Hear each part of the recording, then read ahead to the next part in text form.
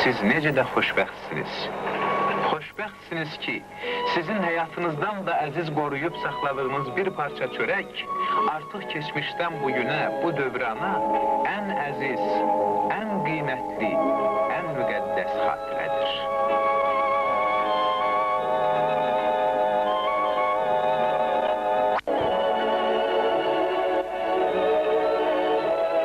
Bu aləmin gözəlliyi, Qarabağın ecazkar təbiyyəti sizin qəlbinizi oxşayır. Sizə Ağdam torpağına xoş gəldin deyir.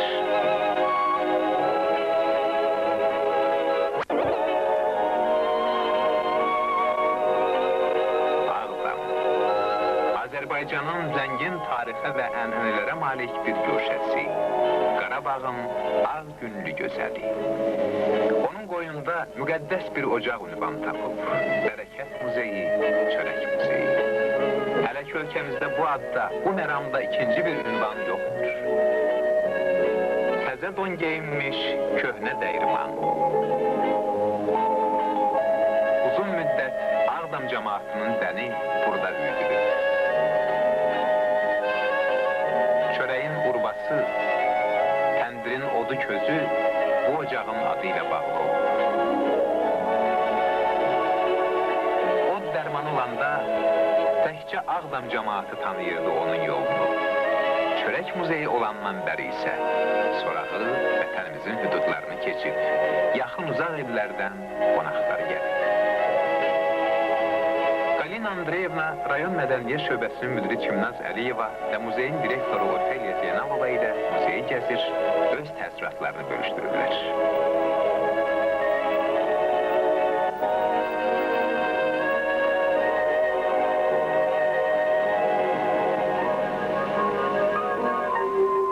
Dərmanı olanda yeri, Ağdam cəmaatı anardı onu. Bərəkət muzeyi olandan bəri şöhrəti bürüdü bütün dünyanı.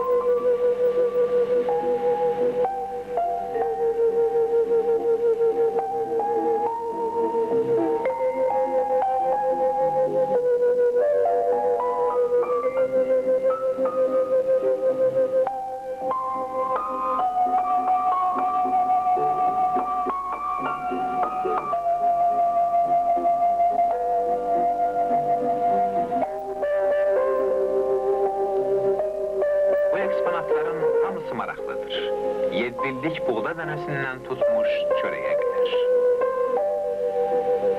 Budur o müqəddəs, illər yadigarı bir parça çörək.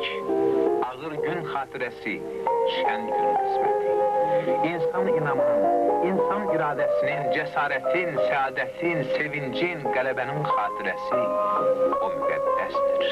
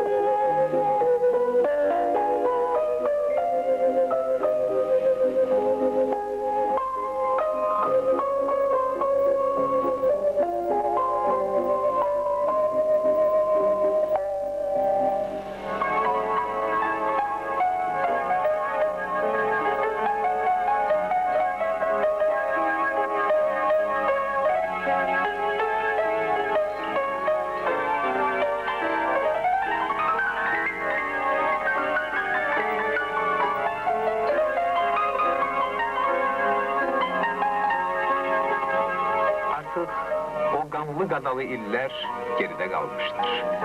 Sevinç fərəh içərisində Azərbaycan təndiri ətrafı isidir, isti nəfəsi ilə insan ömrünə yeni məna, sevinç, səadət bəxş edir.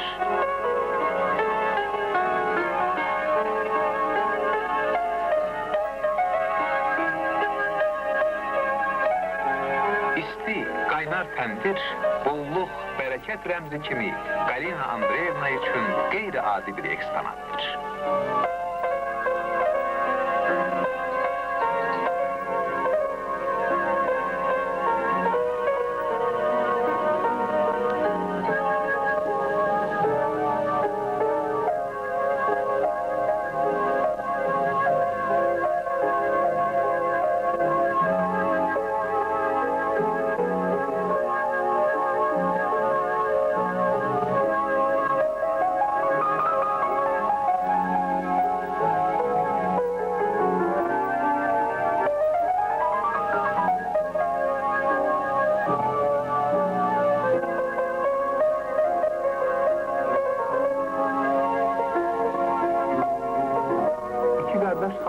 kəndəsi girdə yoğurduğu xəmiri Azərbaycan təndirinə yapır. Bu çörəyin əsri ellərə yayılır, körpələrə saadət bəxş edir.